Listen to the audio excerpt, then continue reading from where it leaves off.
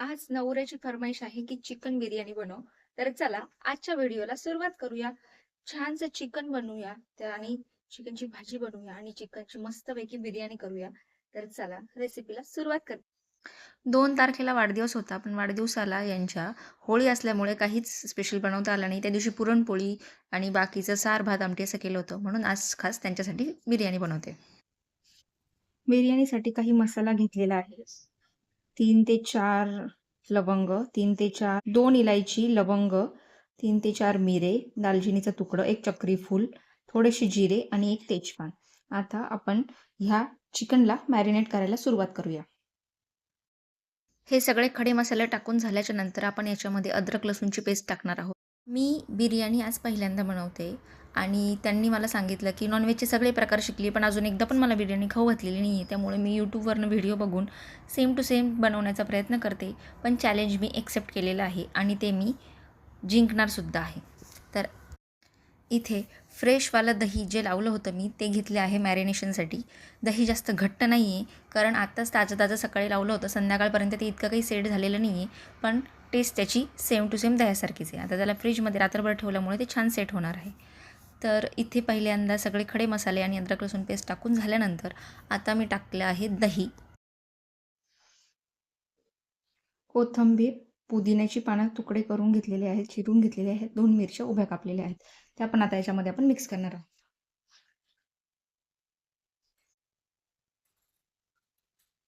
हळद, 1 चमचा मिरची,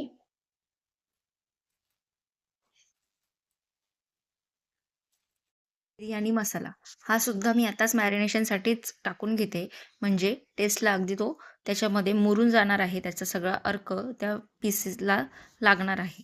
तर सगळा बिर्याणी मसाला अर्धा पॅकेट मी याच्यामध्ये टाकून घेतलेला आहे आणि याला आता चांगलं मिक्स करून अर्ध्या तासासाठी याला सेट होऊ देणार आहोत.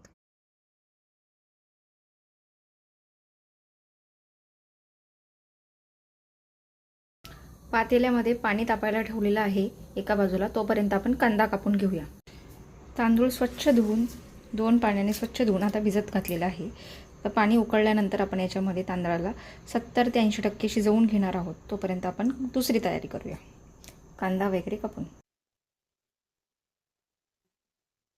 तेजपान, लवंग, दालचिनी, लवंग आणि 1 चक्री फूल असं आपण याच्यामध्ये टाकणार आहोत.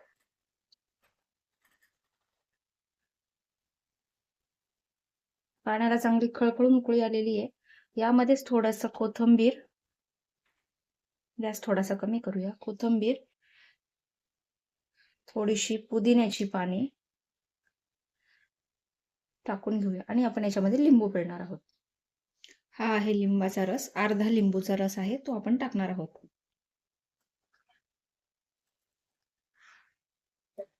आता आपण जो भिजवलेला तांदूळ होता तो यामध्ये टाकून देणार आहोत आणि यामध्ये चवीपुरतं थोडंसं मीठही टाकणार आहोत.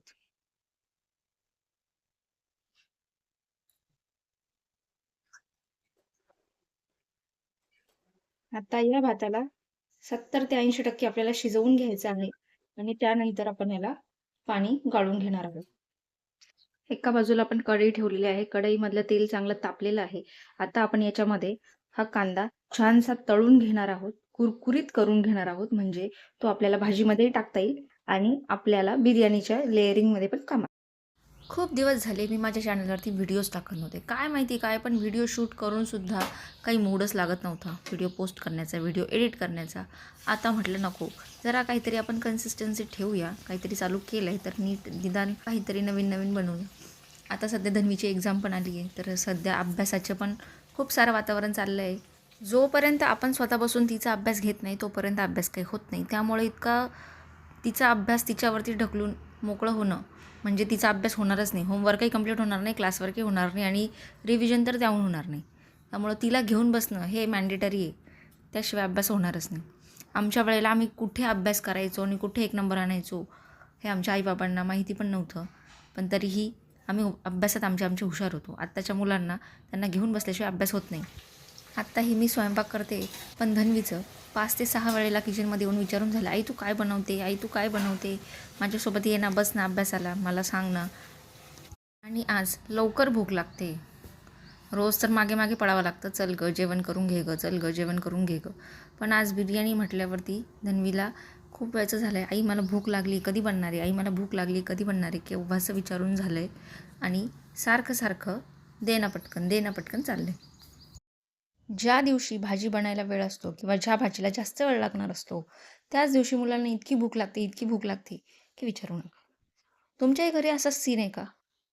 मला कमेंट करून नक्की सांगा. आणि माझा ब्लॉग कसा वाटतोय हे पण कमेंट करा, लाईक करा आणि शेअर करा. आणि सगळ्यांनी प्लीज व्हिडिओ पूर्ण बघा. कांदा आता थोडा थोडा गोल्डन ब्राऊन होतोय, पण त्याला पूर्ण गोल्डन ब्राऊन होऊ देणार आहोत.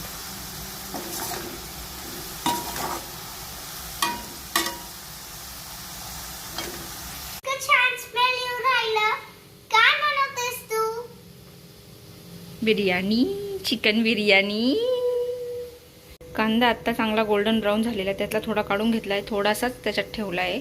आणि आता आपण जे मुरलेलं चिकन आहे ते चिकन आपण यामध्ये आता टाकून घेणार आहोत. बघा, हे अर्धा तास झालं हे चिकन मॅरिनेट होत होतं.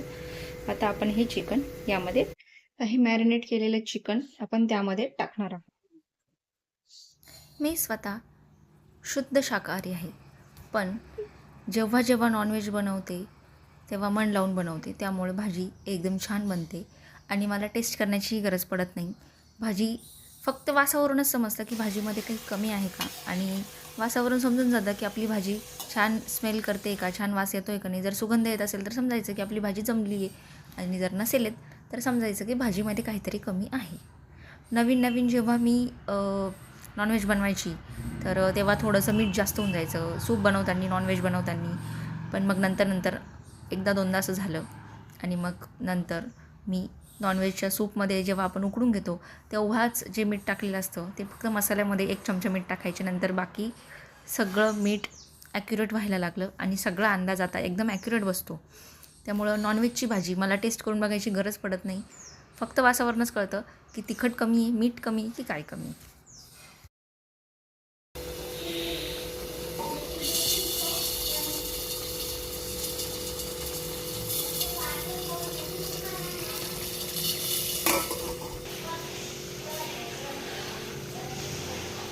स्मेल एकदम छान येतोय.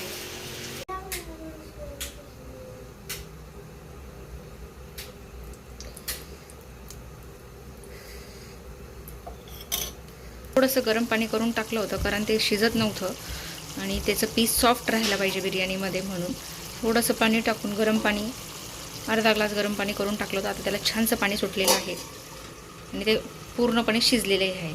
तर आपण तोपर्यंत इकडे पहिली स्टेप तयार करायला घेऊया. इथे मी कुकरमध्ये तूप टाकून त्याचा बेस तयार केलेला आहे. आता ह्या तयार भाताचा आपण थर लावणार आहोत. गॅस पूर्णपणे कमी पाहिजे, नाहीतर असा तडतड तडतड आवाज येतो. अर्ध्या भाताचा थर लावून झालेला आहे. आता आपण पुदिना टाकूया थोडासा, थोडीशी कोथिंबीर टाकूया.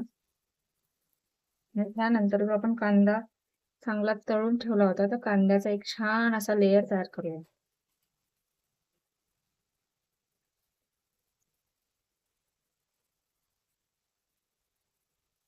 आता आपण याच्यामध्ये शिजलेलं चिकन टाकणार आहोत. पहिली लेयर आपली तयार झालेली, भात टाकला, भातावरती पुदिना, कोथिंबीर. मी यामध्ये पुन्हा एकदा तुपाची धार टाकलेली आहे. टाकून झाल्यानंतर माझ्या लक्षात आलं की मी तुम्हाला व्हिडिओ दाखवायचं विसरली. आता हे जे शिजलेलं चिकन आहे ते चिकन आता आपण मस्तपैकी टाकणार आहोत यामध्ये. त्याची लेअरिंग करून घेऊया.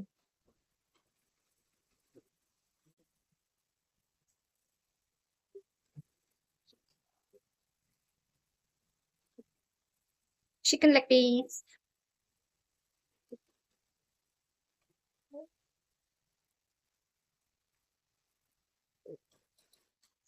ही चिकनची पूर्ण लेअरिंग मी करून घेतलेली आहे छानशी. आता याच्यावरती उरलेल्या भाताचं लेअरिंग आपण करून घेणार आहोत. तर यावरनं पुन्हा भाताची ही लेअरिंग करून झालेली आहे. हा जो आपला एवढा उरलेला कांदा आहे, तो कांद्याची पण आपण आता लेअरिंग करून घेऊया लास्ट एकदा छानशी.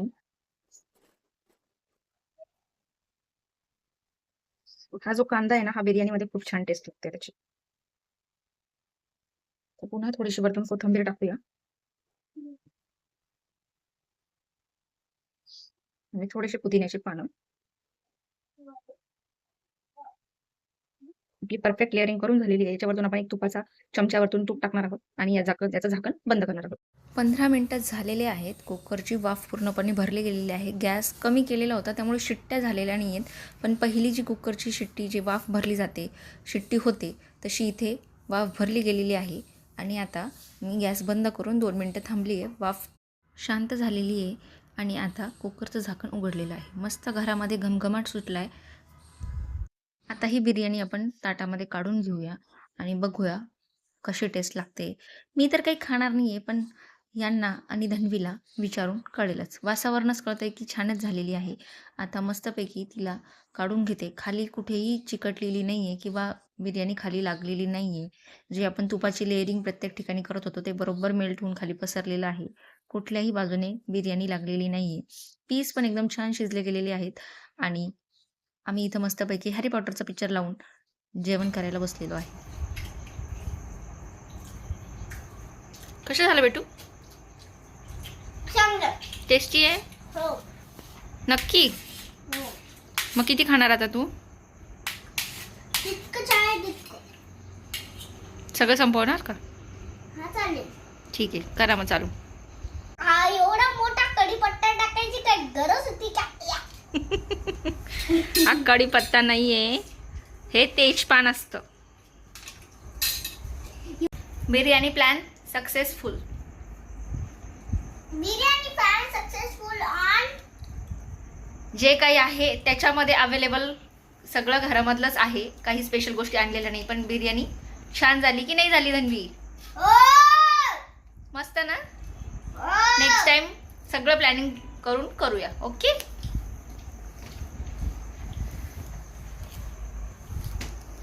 ओके, तर आजचा व्लॉग मी इथेच संपवते. आता आम्ही बिर्याणी एन्जॉय करतो. तुम्ही पण तुमच्या घरी सेम बिर्याणी बनवून बघा आणि एन्जॉय करा. Bye bye.